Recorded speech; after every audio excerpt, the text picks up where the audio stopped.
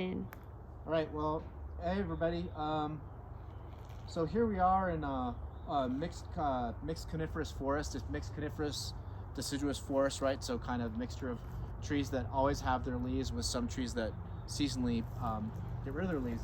And we're in San Bernardino National Forest, and we are just was watching a bird hitch up the trunk, and so I wanted to ID it. So the best thing, right, if you don't know, first is to try and sketch out the bird.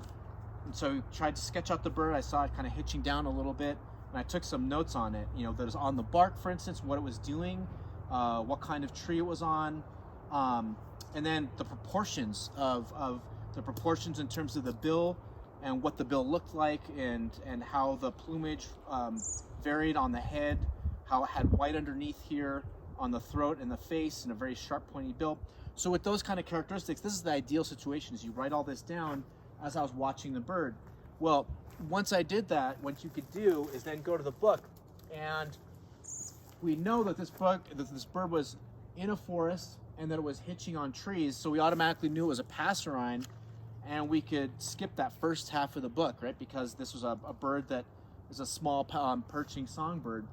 And we went and we look at the text here, for instance, of the bird that I looked for. Feet usually seen on trunks or major limbs of trees, often climbing down in characteristic nuthatch fashion. And that's what this bird was doing. And this bird also extensively white face, narrow dark crown, long bill, which is what I noted when I had drawn this extensive white face, narrow long bill. So by drawing that first and not being biased, you could then go and look at the plate. And the reason this is a good practice, and this is key, is that it's very easy to have the guidebook tell you what you saw, right? And that's what you want to avoid. You can easily go and say, oh yeah, that's what I saw. But when you're lazy, and not you, that means all of us, we can be lazy about what we see. And so this is really, I'm trying to emphasize to all of you that it's really important to note down somewhere in a notebook what you're actually observing. Because if you do not, you can go to the guidebook and go, oh well, oh yeah, I must have had that, and it must have, you know, if you don't take it down, you could easily have the guidebook tell you what you think you remembered. And that's critical to try and avoid that.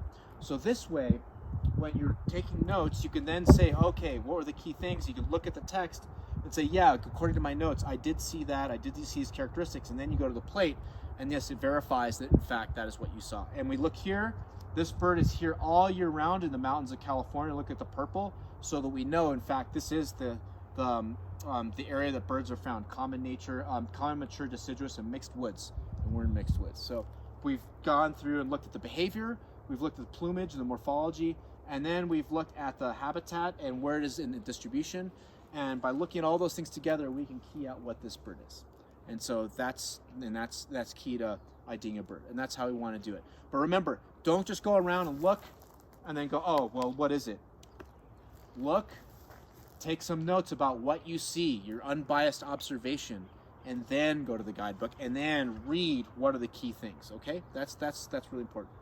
So now I just want to go over really quickly. I want to segue into some do's and don'ts about when you're using your binoculars and birds. First off is dress. Usually you don't want to have bright colors. Believe it or not, birds can be scared away. Like if they see you, you have bright colors, they can be very scared about what you can startle them.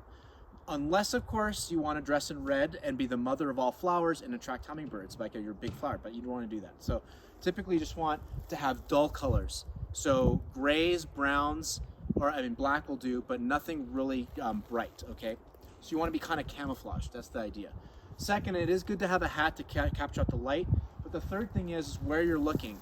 If you're looking, you see patches of light, remember that the bird itself is going to change in what it looks like where it is. So it's going to look very different in the shade versus in the light. If you can, wait till you get the bird into the light, and that'll give you a best honest representation of what the plumage looks like what compared to what the plate looks like. Second thing is you don't ever want to look into the sun, right? This will be looking like right up now. You can see the sun lighting my face. Don't ever put your binoculars up looking towards the sun, ever. You'll burn your retinas, and that would be really bad. So avoid that. Avoid having the bird any kind of so when you're looking at birds, try and have the sun to your back when you're looking at birds, as opposed to having it coming into your face. So what I mean is, depending how much the bird's moving, be proactive to position yourself to try and have, as much as you can, the light to your back and when you're looking at a bird. And that's really key. Lastly, when you're seeing birds that are perched in trees, sometimes you'll see it against the sky. If there's clouds in the background, you want to, the clouds will backlight the birds such that you'll just get a silhouette. You won't see any color. So you always want to try and position yourself so that the bird is either against the crisp blue sky or against the bark or against the green of the tree as a backline. So think about the backlighting and always try and be proactive of where you are when you're looking at birds. And don't be afraid to crouch or to get or to get in a different position, right, to see them. Lastly, when you walk with the birds, you don't want to be yakking like I am, right? You want to be quiet. Don't just like walk up and go, hey, oh, what's going on? Seeing the bird. You don't want to do that.